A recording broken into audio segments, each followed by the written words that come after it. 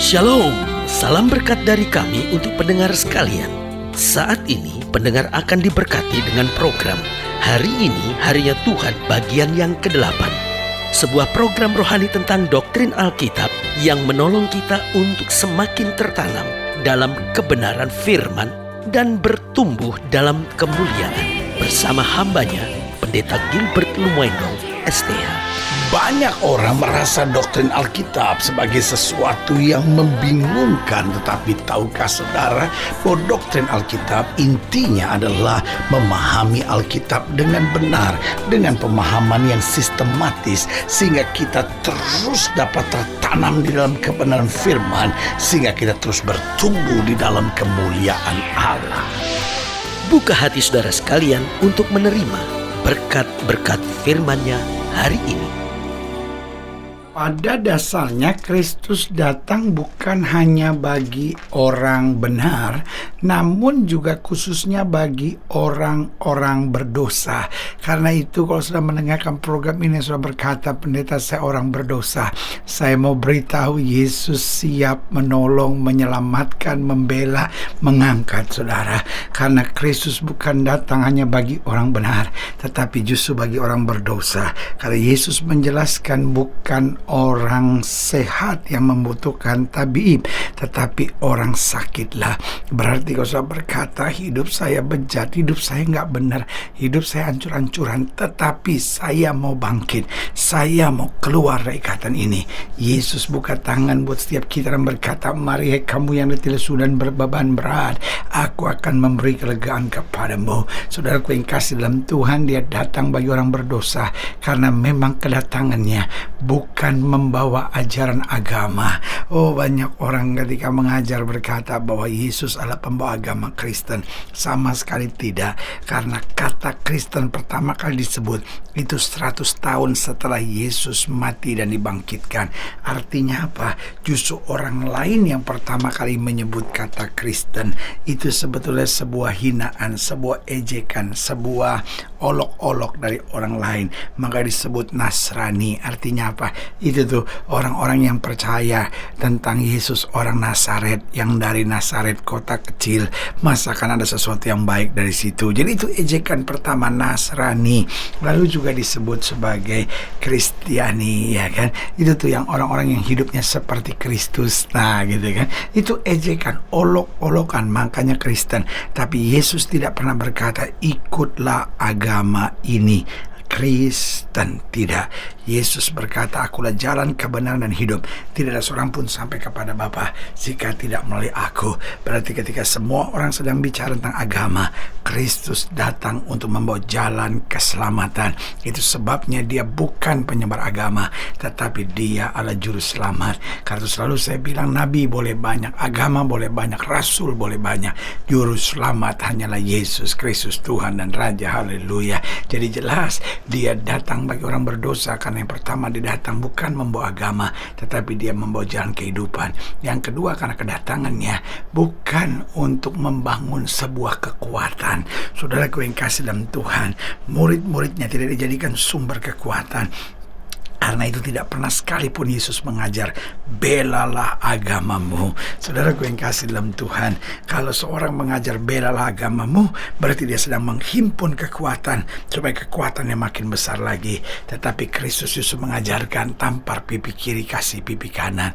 Kalau ada orang yang menganiaya kamu, berkatilah, jangan mengutuk. Sebagian kita akan berkata, wah hancur dong kalau gitu kekristenan, kalau kita ngalah terus, kita ngalah terus. Saya mau bilang ini bukan kekuatan, ini adalah kuasa Allah. Sehingga waktu kita percaya kepada Kristus, bukan kita yang harus menyelamatkan Kristus, bukan kita yang harus mendoakan Kristus, bukan kita yang harus membela Kristus, tapi Kristus yang akan membela kita. Alkitab dengan tegas berkata, aku Tuhan Allahmu, ada di antaramu sebagai pahlawan yang memberi kemenangan.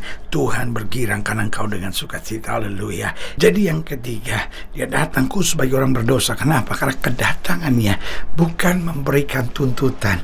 Oh, Yesus tidak datang dengan berbagai 1001 tuntutan, tapi Yesus datang justru dengan jalan keselamatan. Dia datang untuk membebaskan yang terikat. Oh, dia datang untuk mencelikan mata yang buta. Oh, dia datang untuk membuat berjalan orang-orang yang timpang.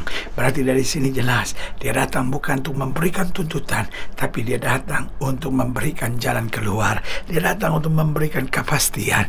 Dia datang untuk memberikan suasana sorga di tengah-tengah kita yang sedang mendapat ancaman menyakitkan, di tengah-tengah dunia yang serba tidak pasti ini. Dan yang keempat, kenapa dia datang bagi orang berdosa? Karena memang kedatangannya bukan untuk keuntungannya sendiri. Oh, dia datang mencari menyelamatkan manusia, karena memang amal ibadah seseorang tidak cukup untuk memberi kepastiannya ke sorga, karena ujung-ujungnya hanyalah mudah-mudahan, tetapi anugerah Kristus di atas kayu salib yang tercurah bagi kita yang percaya akan memberikan kepastian. Karena itu Alkitab berkata, karena begitu besar kasih Allah akan dunia ini, sehingga telah mengaruniakan anaknya yang tunggal, supaya barang siapa yang percaya kepada tidak binasa, melainkan beroleh hidup yang kekal. Haleluya. Nah, saudara yang kasih dalam Tuhan, hari ini kita masuk dalam program kita. Hari ini harinya Tuhan, sebuah program rohani yang kembali mengingatkan kepada kita betapa pentingnya kita menjadikan firman Tuhan sebagai dasar keseharian hidup kita. Karena selama kita jadikan firman Tuhan sebagai dasar keseharian hidup kita, langkah-langkah ke depan kita penuh dengan kepastian, kemenangan, berkat, mujizat, dan perkara-perkara besar. Haleluya. Dan dalam program ini kita sedang membahas tentang pelataran tabernakel. Kita tahu bahwa tabernakel memiliki 3 bagian, yaitu pelataran, ruang suci, dan ruang maha suci. Sekarang kita sedang membahas tentang pelataran tabernakel. Keluaran 38 ayat yang ke-9 sampai ayat yang ke-20.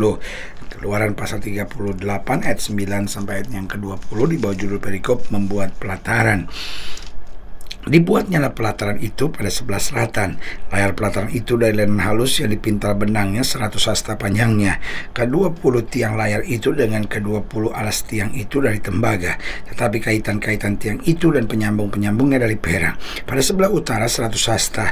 Ke-20 tiang layar itu dengan ke-20 alas tiang itu dari tembaga. Tapi kaitan-kaitan tiang itu dan penyambung-penyambungnya dari perak. Pada sebelah barat layar 50 hasta dengan 10 tiangnya dan 10 alas tiang itu, dan kaitan-kaitan tiang itu serta penyambung-penyambungnya dari perak. Dan pada sebelah timur 50 hasta, yakni layar 15 hasta untuk sisi yang satu di samping pintu gerbang itu dengan 3 tiangnya dan 3 alas tiang itu, dan juga untuk sisi yang kedua di samping pintu gerbang itu. Sebelah menyebelah pintu gerbang pelataran itu ada layar 15 hasta dengan 3 tiangnya dan 3 alas tiang itu. Segala layar yang mengelilingi pelataran adalah dari kain lenan halus. Ayat 16, segala layar yang mengelilingi pelataran adalah dari lenan halus yang dipintal benangnya. Alas-alas untuk tiang-tiang itu adalah dari tembaga, tapi kaitan-kaitan tiang itu dan penyambung-penyambungnya dari perak. Juga salut kepalanya dari perak. Dihubungkannya dengan penyambung-penyambung dari perak segala tiang-tiang pelataran itu. Tirai pintu gerbang pelataran itu tenunan yang berwarna-warna dari kain ungu tua, kain ungu muda, kain kermisi, dan dari lenan halus yang dipintal benangnya. 20 hasta panjangnya, tetapi tinggi yang juga lebar kain itu ada 5 hasta, sama dengan tinggi layar pelataran itu. Keempat tiangnya dan keempat alas tiang itu dari tembaga, tapi kaitan-kaitannya dari perak, dan juga salut kepalanya serta penyambung-penyambungnya dari perak. Segala patok untuk kemah suci dan untuk pelataran itu sekelilingnya adalah dari tembaga.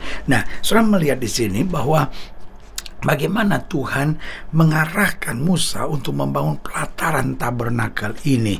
Karena siapa sebetulnya yang boleh datang ke pelataran tabernakel ini? Jawabannya sederhana. Semua orang, orang berdosa, orang yang gak benar, orang yang hidupnya ngaco, semua boleh datang. Kenapa? Karena di pelataran mereka membawa korban bakaran untuk penebusan dosa mereka. Tetapi kalau kita perhatikan, meskipun ini berlaku untuk semua orang, termasuk orang berdosa, namun dipersiapkan dengan begitu luar biasa. Iya kan, dengan aturan-aturan yang luar biasa. Jadi di sini walaupun ini untuk semua orang, bukan berarti Tuhan sudah ya udahlah yang penting ada ruangan aja lah gitu. Yang penting pokoknya ada pelataran. Tidak, meskipun ini untuk orang berdosa, tetapi Tuhan mempersiapkannya dengan luar biasa. Ini mengajar kepada kita bahwa orang berdosa tetap dikasihi dan dihargai oleh Tuhan. Jangan pikir orang berdosa yang datang pada Tuhan akan dibuang. Tidak. Karena itu Alkitab dengan tegas berkata, hati yang hancur tidak kau pandang hina ya Tuhan. Karena saudaraku yang kasih dalam Tuhan, bahkan Alkitab berkata satu orang bertobat, seluruh isi sorga bertempik sorak. Orang berdosa bukan dihina oleh Tuhan, bukan dibuang dari sorga, tapi orang berdosa dipanggil. Kenapa? Karena Tuhan tetap mengasihi, Tuhan tetap menghargai orang berdosa.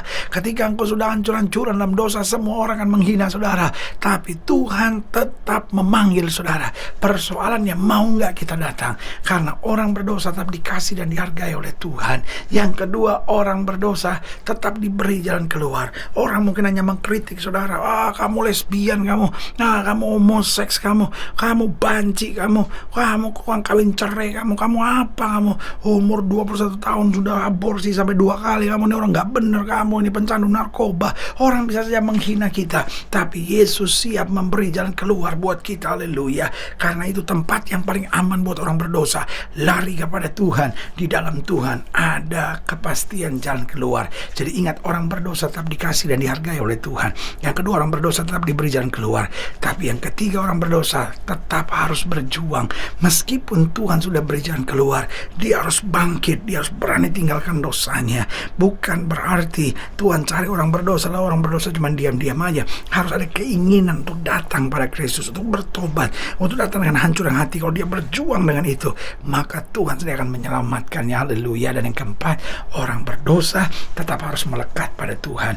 Karena orang berdosa yang jauh dari Tuhan adalah orang berdosa yang sengsara. Tapi orang berdosa yang melekat pada Tuhan adalah orang berdosa yang menerima kemuliaan Tuhan. Haleluya. Saudaraku yang kasih dalam Tuhan, jika sedang dilayani lebih jauh, hubungi kami melalui telepon, hubungi kami melalui surat, kunjungi website kami, karena kami ada untuk membawa Bapak Ibu sudah senantiasa lebih dekat pada Tuhan dan mengalami kasih kuasa mujizat yang luar biasa. Haleluya. Secara khusus melalui program ini juga saya mau berdoa buat siap sedang sakit, siap sedang berbeban berat, karena saya percaya bahwa bagi Allah tidak ada perkara yang mustahil.